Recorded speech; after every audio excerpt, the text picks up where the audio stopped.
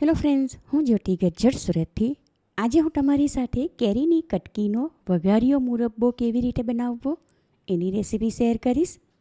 ખાંડ વગર કેરી અને ચોક્કસ માપ સાથે ગોળ લઈને બનાવેલો આ મુરબ્બો ખાવામાં બહુ જ ટેસ્ટી લાગે અને ઘરમાં હોય એ જ સામાન લઈને ઓછી મહેનતે ઝટપટ બનાવી શકાય. તો ચાલો આજની આ મજેદાર રેસીપી શરૂ કરીએ. કેરીની કટકીનો વઘારિયો મુરબ્બો બનાવવા માટે 2 મીડિયમ સાઇઝની વજનમાં 500 ગ્રામ ટોટાપૂરી કેરી લીધી. કેરીને પહેલેથી જ પાણી વડે સારી રીતે ધોઈને કપડાં વડે લૂછીને કોરી કરી લીધી. હવે એની ઉપરનો ડીચવાળો ભાગ કાપીને હટાવી દીધા બાદ પિલર વડે એની છાલ ઉતારી લઉં છું. બંને કેરીની છાલ ઉતારી લીધી. હવે કેરીને વચ્ચેના ગોટલાના ભાગ સુધી કાપીને અંદરનો ગોટલીવાળો ભાગ હટાવી દઈએ. એ જ પ્રમાણે બીજી કેરી પણ મોટા ટુકડામાં કાપીને અંદરનો ગોટલીવાળો ભાગ હટાવી દઈએ.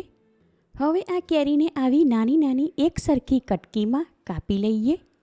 બંને કેરીની આવી એકસરખી નાની નાની કટકી કરી લીધી.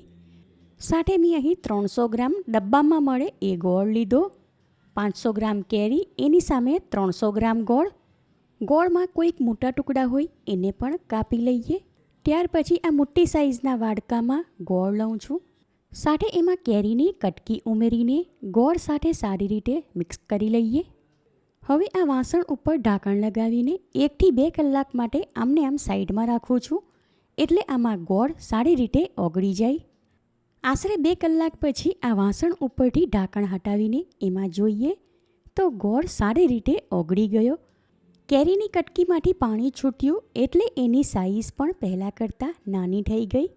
હવે આમાં કેટલાક મસાલા ઉમેરું છું. એમાં અડધી ટીસ્પૂન લાલ મરચું, જે તમે તમારા ટેસ્ટ પ્રમાણે પ્લસ માઇનસ કરી શકો. 1/2 ટીસ્પૂન હળદર અને સ્વાદ પ્રમાણે અડધી ટીસ્પૂન જેટલું મીઠું ઉમેરીને આમાં સારી રીતે મિક્સ કરી લઈએ. કટકી કેરીના વઘાર માટે 2 નંગ સૂકા લાલ મરચાંના ઉપરના ડીટિયા હટાવી 1ના 2 ભાગ કરી લીધા, એટલે 2 મરચાંના 4 ભાગ થયા.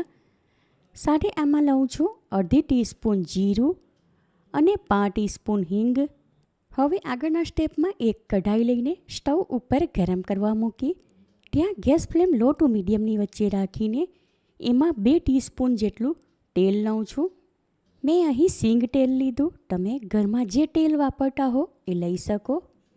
તેલ ગરમ થાય ત્યાર પછી એમાં આ વઘારની સામગ્રી ઉમેરીને મિક્સ કરી લઈએ.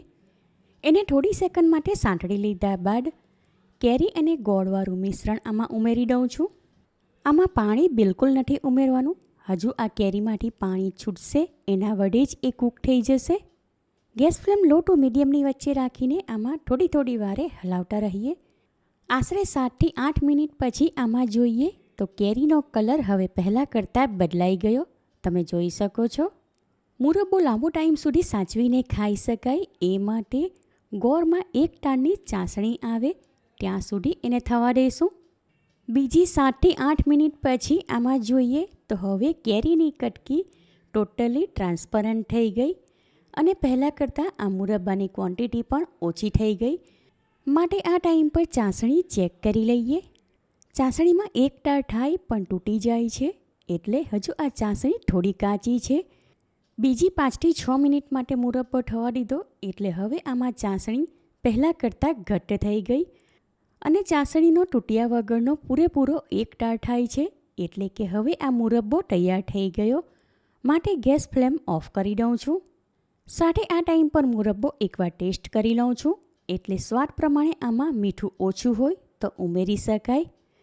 આમાં મીઠું મરચું બધું જ પ્રમાણ બરાબર છે અને બહુ જ ટેસ્ટી છે. કઢાઈને સ્ટવ ઉપરથી નીચે ઉતારીને મુરબ્બો એક બીજા વાસણમાં કાઢી લઉં છું. કેરીની કટકીનો સુપર ટેસ્ટી વઘારિયો મુરબ્બો તૈયાર છે. ખાંડ વગર ગોળ નાખીને બનાવેલો આ મુરબ્બો કોઈપણ જાતના કલર વગર એકદમ મસ્ત ગોલ્ડન કલરનો બન્યો. જોટાની સાથે તરત જ ખાવાનું મન થઈ જાય એવો આ કેરીની કટકીનો વઘારિયો મુરબ્બો એટલો ટેસ્ટી બન્યો કે બનાવ્યા પછી 2 દિવસમાં જ પૂરો થઈ ગયો. આ રીતે ગોળ નાખીને બનાવેલો કેરીની કટકીનો વઘારિયો મુરબ્બો 5 થી 6 મહિના સુધી ખાવા માટે લઈ શકાય. એને ફ્રીઝમાં રાખવાની પણ કોઈ જરૂર નથી. એકવાર આ રીતે તમે કેરીની કટકીનો વઘારિયો મુરબ્બો બનાવશો તો ગેરંટી સાથે કહું, ઘરમાં નાના મોટા બધા જ વખાણ કરીને ખાશે અને છોકરાઓને પણ ખાવાની મજા પડશે. માટે આ રેસીપી તમે જરૂરથી ટ્રાય કરો. તમે મારી રેસીપી ક્યાંથી જુઓ છો અને કેવી લાગી એ કમેન્ટ કરીને જણાવો.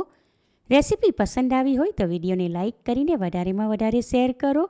ચેનલ પર નવા હો તો સબસ્ક્રાઈબ કરીને બાજુમાં આપેલા બેલ આઇકન પર ક્લિક કરો, એટલે આવનાર દરેક નવી રેસીપીઓની જાણકારી તમને મળતી રહે. ફરી મળીશું એક નવી રેસીપી સાથે. Eat healthy and stay healthy.